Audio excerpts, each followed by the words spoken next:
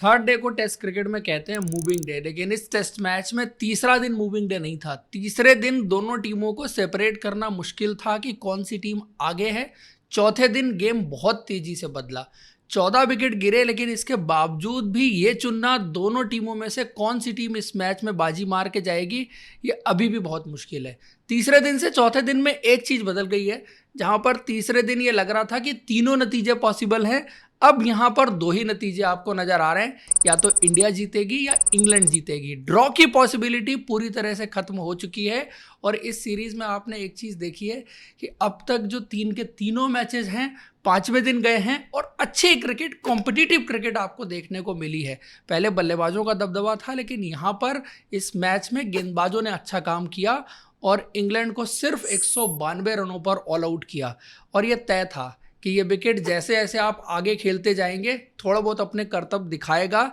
जो uneven bounce यहाँ पर प्ले में आया, लेकिन उससे आप इंडियन गेंदबाजी जो धारदार दिखी है उसको आप डिस्क्रेडिट नहीं कर सकते, क्योंकि जिस तरह गेंदबाजी की मोहम्मद सिराज ने, और इस सीरीज में बाय द टाइम प्रोग्रेसिवली उनकी गेंदबाजी बेटर होती गई है।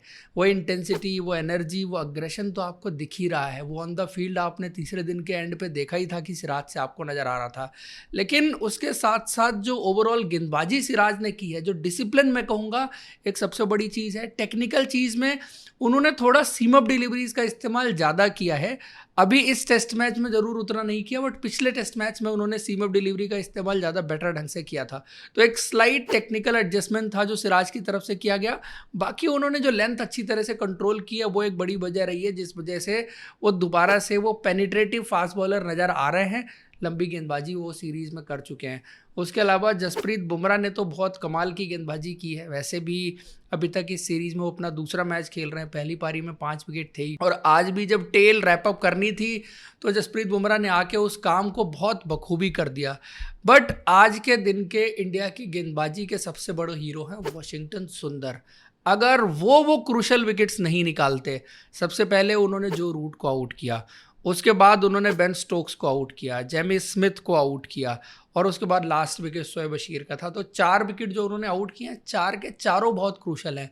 3 तो कम से कम आप कहेंगे, क्योंकि 3 बल्लेबाज ऐसे थे जो इंडिया के लिए सिरदर्द बन सकते थे। 2 इंग्लैंड के सबसे बड़े बल्लेबाज और एक बैट्समैन जो पिछले 2-3 पारियों से इंग्लैंड के लिए लगातार रन बना रहे। उनकी गेंदबाजी में चेंज क्या नज़र आया? जो ड्रिफ्ट आज के दिन पर ज़्यादा देखने को मिली, लगभग 3 डिग्री के आसपास का ड्रिफ्ट था, और उस ड्रिफ्ट की वजह से इंग्लैंड के बैट्समैन थोड़े कंफ्यूज नजर आए। और चूंकि वो ड्रिफ्ट कराने के लिए थोड़ा सा बॉल ऊपर जा रही थी, तो उनको लग रहा था कि बॉल टर्न होगी, लेकिन बॉल टर्न नहीं हुई। मजे की बात कि इंग्लैंड के जितने भी बैट्समैन आउट हुए हैं वो सबके सब सीधी गेंदों पर आउट हुए हैं।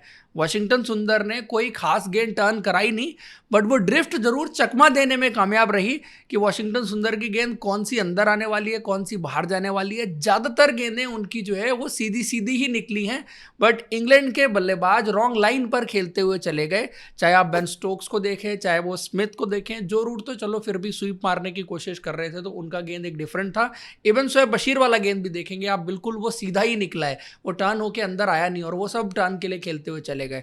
तो वाशिंगटन सुंदर जो इंप्रूवमेंट अपनी गेंदबाजी में कुछ वक्त पहले दिखा रहे थे, बट बीच में उनको साइडलाइन कर दिया गया क्योंकि जगह नहीं बन पा रही थी। बट जब जगह बनी है उन्होंने, तो परफॉर्मेंस से गेंदबाजी में उन्होंने दिखाया कि मैं गेंदबाजी में भी इक्वल कंट्रीब्यूशन दे सकता हूं। बल्लेबाजी की तो बात हर कोई कर रहा था कि मुझे एज अ बैटिंग ऑलराउंडर खिलाया गया है, गेंदबाजी में मेरे कंट्रीब्यूशंस क्या होंगे, लेकिन जब ज़रूरत थी, जब स्पिनर्स का रोल था, तो वाशिंगटन सुंदर ने आज के दिन पर डिलीवर करके दिखाया। और उनकी गेंदबाजी ही बहुत बड़ा डिफरेंस है, बिकॉज जो पार्टनरशिप लग गई थी बेन स्टोक्स और उनके जो रूट के बीच में, तो वो पार्टनरशिप इंडिया के लिए बहुत डेंजरस हो सकती थी।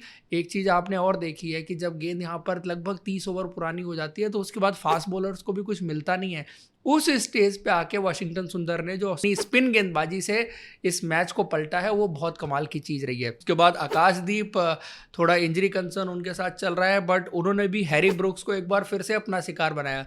तीसरी बार उन्होंने आउट किया 4 पारियों में हैरी ब्रुक्स को, तो उनका आपस में अलग ही टसल चल रही है, अलग ही मैच चल रहा है। उन्होंने उससे पहले एक ओवर में छक्के चौके भी लगाए थे उनको, बट स्टिल वो आखिर में जो लास्ट लाफ है वो आकाशदीप के नाम रहा। नीतीश कुमार रेड्डी की गेंदबाजी ने इस मैच में अच्छा खासा डिफरेंस डाला है, पहली पारी के 2 विकेट हों और इस पारी में। और आप एक चीज़ देखेंगे, कप्तान ने दोनों बार उनको जल्दी गेंदबाजी के लिए लेके आए हैं, ऐसा नहीं कि पहले स्पिनर ले आए फिर फास्ट बॉलर लेके आए, ये एक बहुत इंपॉर्टेंट चीज़ है।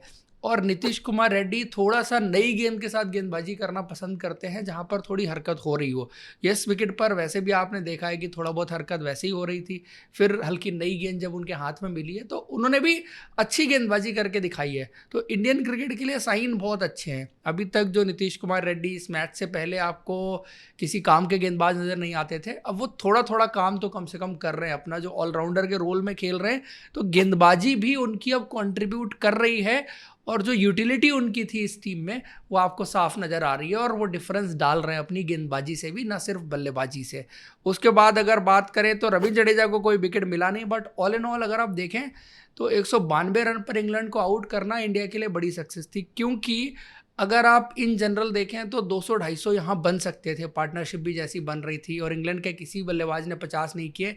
इसका क्रेडिट इंडिया की अच्छी गेंदबाजी को जाता है, लेकिन इंडियन बल्लेबाजी के सामने जो टोटल है 193 रन का, उसमें इंडिया की टीम स्ट्रगल करती हुई नजर आ रही है फिलहाल के लिए। देखो वैसे अगर 2 विकेट होते और यही स्कोर होता मैं कहता ठीक है, इतना एक्सपेक्टेड था कि आप 2 wicket गंवाएंगे।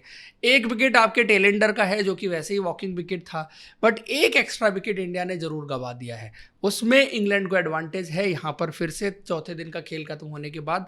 But Yashasvi Jaiswal round the wicket आके बॉलर जब गेंदबाजी कर रहा है तो 2 टेक्निकल चीज़ें उनके लिए प्रॉब्लम बन रही हैं। पहला, उनका जो ट्रिगर मूवमेंट है और स्टांस है वो गलत पोजीशंस में आ रहे हैं। ये चीज़ मैंने पहले भी पॉइंट आउट की थी कि राउंड द विकेट आके जब उनके खिलाफ गेंदबाजी हो रही है, बट इस बार वो शॉर्ट गेंद थी, बट अगर आप उनका ट्रिगर मूवमेंट और बाकी चीज़ों को फॉलो करें तो आपको नज़र आएगा कि वो पैटर्न सेम बनता हुआ नज़र आ रहा है। और इस दौरे पर थोड़ा सा टेक्निकली वो चैलेंज हुए हैं, from practice game to till this game. बीच में उन्होंने 100 भी बनाया, एक 80 भी बनाए, कुछ और पारियां भी खेली हैं, बट स्टिल थोड़े से टेक्निकल चैलेंजेस उनके लिए आए हैं जो आगे चल के उनको ओवरकम करने पड़ेंगे। केएल राहुल अच्छी पारी खेल रहे हैं और केएल राहुल पर बहुत दारोमदार रहेगा इस 33 रन की पारी को सेंचुरी में बदलने का। अगर इस पारी को इन्होंने सेंचुरी में बदला तो ये उनके करियर की सबसे बेहतरीन पारी होगी और इंडिया लॉर्ड्स के मैदान पर अपनी जीत सुनिश्चित कर लेगी। केएल राहुल तो अच्छा खेल रहे हैं, करुण नायर भी अच्छा खेल रहे थे। करुण नायर और शुभमन गिल दोनों के डिसमिसल में आप एक चीज़ देखेंगे कि एक पैटर्न है, दोनों को पहले ब्राइडन कार्स ने बाहर वाली गेंद डाली, करुण नायर को तो जस्ट उससे पहली गेंद बाहर वाली गेंद थी और वो खेलने के लिए गए। अगली गेंद बिल्कुल सीधी गेंद, मैं इसको कहूंगा कि ना जैसे ब्रेन फेड मूवमेंट होता है कि बिल्कुल स्टंप पे आ रही गेंद उन्होंने छोड़ दी। वो पिछली गेंद उनके दिमाग में कहीं रह गई कि आउटस्विंगर थी, बाहर जाएगी बाहर जाएगी, उससे पहले की भी कुछ गेंदें बाहर ही गई थी तो उनके दिमाग में वो रह गया कि बाहर ही जाएगी। तो उसको लैप्स ऑफ कॉन्सेंट्रेशन कहें, ब्रेन फेड कहें, जो भी कहें, बट करुण नायर ने अपने पैर पे कुल्हाड़ी खुद मार ली, बिल्कुल सीधी स्टंप्स पे आती हुई गेंद उन्होंने छोड़ दी। और ऐसा कुछ नहीं था उस गेंद में कि बहुत अच्छी गेंद थी सडनली अंदर आ गई, मतलब हल्का सा इतनी गेंद तो अंदर वैसे भी आ ही रही थी, फर्क बस इतना था कि पिछली गेंद उससे पहले की बाहर गई थी, इस वजह से उनके दिमाग में रहा होगा कि अब गेंद बाहर जाएगी तो उन्होंने वो गेंद छोड़ दी। शुभमन का भी सेम सीन है, उससे पहले उन्होंने outside the off stump slash किया था, वो गेंद मिस हुई थी और फिर गेंद जो है वो अंदर आई। उनका एक एलबीडब्ल्यू पहले भी कॉल हुआ था और बिहाइंड था वो वाला, बट एलबीडब्ल्यू अपील उन पर पहले भी हो चुकी थी।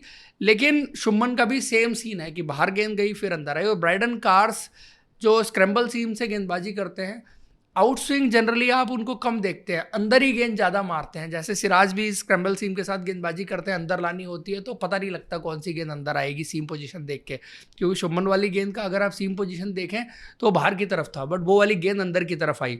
तो ये कई बार एरर ऑफ जजमेंट भी आप कह सकते हैं कि बल्लेबाज की तरफ से होती है, बट सेटअप बहुत अच्छा था। ब्राइडन कार्स एक अच्छे स्पेल में थे और कई बार बॉलर इतने अच्छे लय में होता है, जो स्पेल है उसमें होता है, तो फिर वो इस तरह की डिलीवरीज प्रोड्यूस कर देता है जो इंडिया के बल्लेबाजों को निकाल के ले गई। और इंडिया थोड़ा सा इस गेम में कहीं पीछे है, बट आई थिंक यहाँ पर एक अच्छी पार्टनरशिप 70-80 रन की अगर ऋषभ पंत और केएल राहुल के बीच लग जाती है, और कल आधा घंटा इंपॉर्टेंट होगा बिकॉज अभी गेंद नई है, सिर्फ 17 ओवर के आसपास पुरानी गेंद है और यहाँ से अगर 10-12 ओवर और पार्टनरशिप लग जाती है, मतलब कल 1 घंटा इंडिया ने अच्छा खेल लिया, तो फिर गेंद जैसे पुरानी हो जाएगी तो शायद उतना फास्ट बॉलर्स को फिर असिस्टेंट नहीं रहेगी, उतना चैलेंज नहीं रहेगा, लेकिन स्पिनर्स का फिर देखना पड़ेगा कि कितना रोल प्ले करेंगे।